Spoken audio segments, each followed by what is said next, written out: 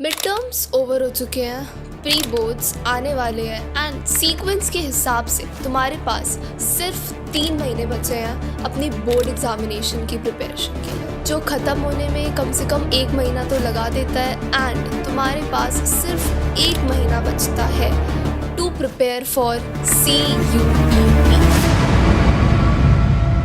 Okay, तो आगे बढ़ने से पहले मैं आपको पहले ही वार्न कर देती हूँ कि अगर आप इस वीडियो पे बस कैजुअली क्लिक करके आए हो एंड बेड पे लेट के वीडियो देख रहे हो तो I request you either to leave या फिर उस बेड से उठ जाओ, क्योंकि आगे जो 5 वाइटल पॉइंट्स मैं शेयर करने वाली हूँ उसे तुम्हें पेन और पेपर लेके लिखना ही है। एंड आई गारंटी कि इस सब को फॉलो करने वाला पर्सन अपने SRCC जैसे ड्रीम को तो ज़रूर अचीव कर सकता है। So assuming you have your pen and paper right in your hands, let's start. Well, who am I to tell you? This side Simran Thakur aka Simni's side, and I'm a second year BCom honors student studying at Shriram College of Commerce, Delhi University. So like all of you guys preparing for CUET examination, मैंने भी 2 साल पहले CUET examination दिया है, that was CUET 2023 and in सब के साथ आता है मेरा एक्सपीरियंस, मेरी मिस्टेक्स एंड मेरी स्ट्रैटेजीज, जो कि तुम सब तक पहुंचना बहुत ही ज़्यादा इंपॉर्टेंट है। बढ़ते हैं पॉइंट नंबर 1 की तरफ। Complete your syllabus by 30th November. इस पॉइंट को सुन के आप में से काफ़ी सारे बच्चे हिल गए होंगे कि अभी तो स्कूल में ही सिलेबस ख़त्म नहीं हुआ है, तो हम कैसे कर पाएंगे 30th नवंबर तक सारा 12th का syllabus complete. But the answer is it's time for a jump, because ये स्कूल वाले तो 12th का सिलेबस प्री बोर्ड्स के 4 दिन पहले ख़त्म कराएंगे एंड देन तुम लोगों को ब्लेम करेंगे एंड तुम्हारा जितनी जल्दी ये 12th क्लास का लोड ख़त्म होगा उतना ही ज़्यादा टाइम बचेगा तुम्हारे पास CUET की प्रिपरेशन के लिए। एंड अगर तुम बहुत ही ज़्यादा पीछे चल रहे हो तो एटलीस्ट इतनी तो आग रखो कि एटलीस्ट दिसंबर के फर्स्ट वीक तक तुम्हारा ये सिलेबस ख़त्म हो जाना चाहिए। इस टाइम पे आपको काफ़ी सारे फेस्टिव ब्रेक्स भी मिलेंगे जिसमें आपको खुद को डिसिप्लिन करना पड़ेगा ताकि आप एक लॉन्ग जंप मार सको।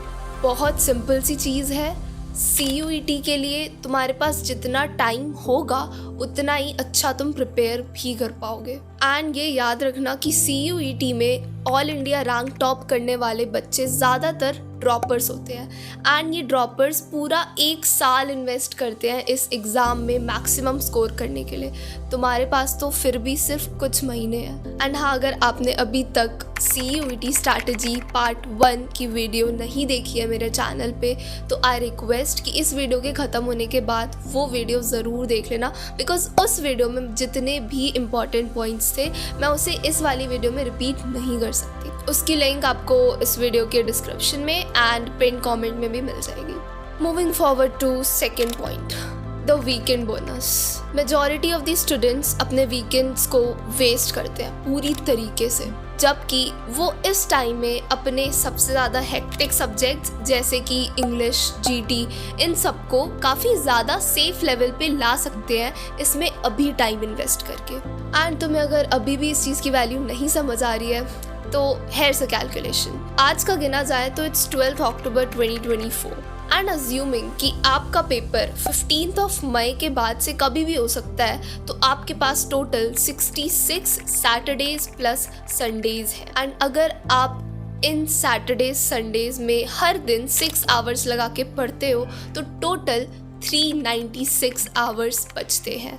एंड अगर हम इसमें से भी 100 आवर्स डिडक्ट कर दे तो हमारे अंबानी साहब इतनी देर में 21,56,656 रुपीज़ कमा लेंगे। एंड 396 का आप खुद कैलकुलेट कर लो। द पॉइंट इज़ आपको अपने हर एक आवर को मैक्सिमम एफिशिएंसी एंड इफेक्टिवनेस के साथ इन्वेस्ट करना ही होगा, जहाँ पे आपको सैटरडेज को अकाउंट्स, बिजनेस स्टडीज़, इकोनॉमिक्स के questions, mocks, chapter wise mocks and week topics को कवर करना है। एंड संडे को एटलीस्ट 3 घंटा इंग्लिश और 3 घंटा जनरल टेस्ट में इन्वेस्ट करना है, इन द सेम वे जैसे तुम अपने डोमेन सब्जेक्ट्स की तैयारी कर रहे हो।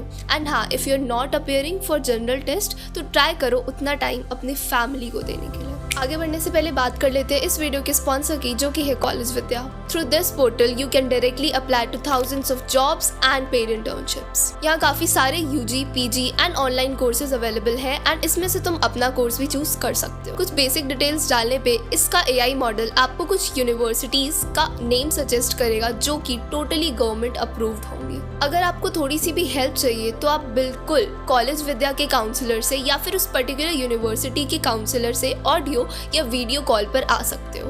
आप अपना डिसीजन लेने के लिए ऐड टू कंपेयर के इस फीचर से ऑनलाइन यूनिवर्सिटीज को कंपेयर भी कर सकते हो।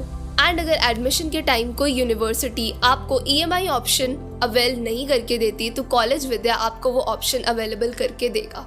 तुम्हें placement support services and online career booster programs भी मिलेंगे सिर्फ 6,999 में, बट ये सब फ्री में मिलेगा if you take admission through the link in the description. And then you can also join college Vidya's huge community for networking. Nextly, college Vidya subsidy feature से students को मिल सकती है subsidy up to ₹10,000।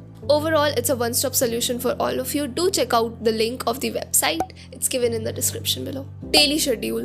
Past 10 years में इतना तो observe कर लिया गया है कि अक्टूबर और नवंबर में सबसे ज़्यादा फेस्टिवल्स होते हैं एंड इन्हीं फेस्टिव टाइम पे वो 2% बच्चे तुम लोगों से आगे निकल जाते हैं। बाकी तब तक नहीं पढ़ते जब तक कल के एग्जाम की टेंशन ना हो। अभी से ही विंटर सीजन की शुरुआत हो गई है एंड अगर आपने अभी तक खुद को एक डेली रूटीन में फिक्सअप नहीं किया है तो कर लो, बिकॉज पीक विंटर टाइम पे जब आपके लिए वो ब्लैंकेट ही सब कुछ होता है तब भी आप वो ब्लैंकेट छोड़ के बाहर आ सकते हो एंड अपना डेली रूटीन फॉलो कर सकते हो अगर आपने नेक्स्ट 21 डेज में अपने आप को एक फिक्स्ड शेड्यूल क्लॉक में फिक्स कर लिया है। जैसे कि एटलीस्ट रात को 10 बजे तक सो जाना एंड सुबह 5 to 6 पे उठ जाना। एंड अगर आप लेट नाइट स्टडी के बॉडी क्लॉक में फिक्स्ड हो तो well and good, just try to maintain it.